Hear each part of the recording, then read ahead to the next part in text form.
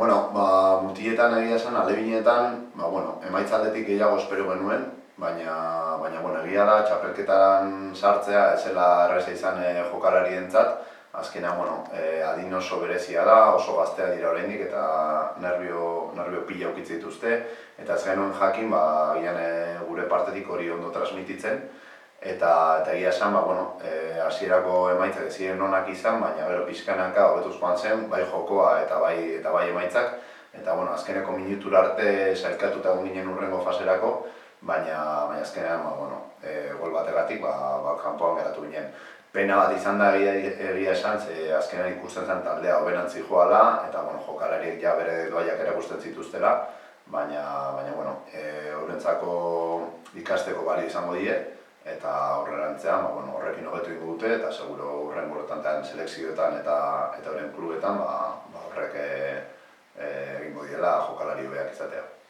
La verdad que la selección infantil venía de un torneo muy bueno a nivel de resultados, de goles encajados, de goles marcados, de juego, y teníamos la sensación de que controlaba todos los aspectos del juego.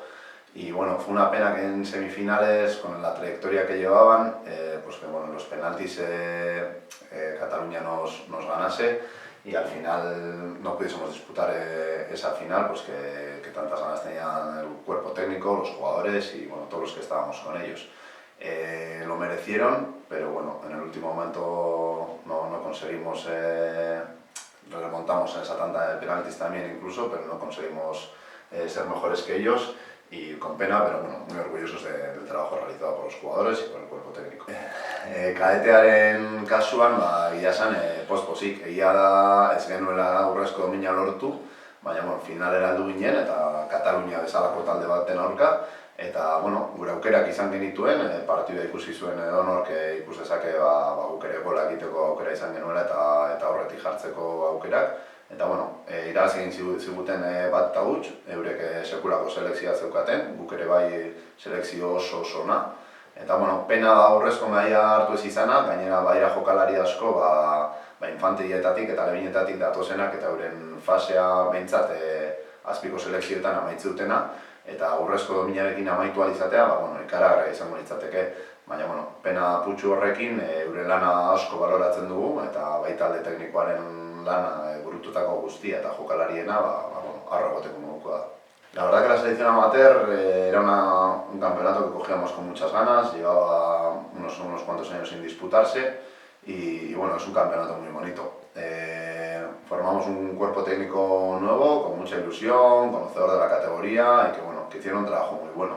Es verdad que no es sencillo, con las normas que tiene el campeonato, elaborar una selección y al final tenemos que dar muchas vueltas porque cada día hay menos jugadores amateurs y es una de las condiciones que tiene la selección. Entonces, muy contentos con el trabajo realizado por el cuerpo técnico, porque al final trabajaron un montón y todas las sesiones, transmitieron a los jugadores, es muy diferente. Al final estamos acostumbrados, sub-12, sub-14, sub-16, ya cuando tratas con gente más adulta, es muy diferente el mensaje que transmitimos, cada uno viene en su club, la importancia que tiene la competición en su club, lo que se están jugando, es muy diferente y en ese sentido muy contentos. Luego, tuvimos nuestras opciones hasta el último momento, incluso fallamos un penalti que nos hubiese hecho clasificarnos y la verdad que fue una pena porque veíamos que la selección también podía ir a más con el tiempo y en esa fase intermedia, hacerlo muy bien y disputar una fase final. Entonces, la verdad que con pena, pero contento. Egia esan, prozesua guretzako oso zaila izan zen, denbora asko generaman partiu bat jokatzeko, mutien selekzio absolutuarekin. Eta, pospozik, egia esan, Uruguai bezalako talde bat gurera etortzea, ikaragarria da, azkenean 11. selekzioa zen momentu horretan. Eta, han erakutsi genuen ere, ez daukagula ezer enbidiatzerik, bana egin genuen, gure aukerak izan genituen, joko ona, entrenamendu gutxirekin, eurek entrenamendu pila eginda, txapelketa ofizial baterako prestatzen zebiltzan, eta guk oso gutxirekin, erakutsi genuen gai garela eta bagarela ere bai, eta horregoteko asmoa dugula.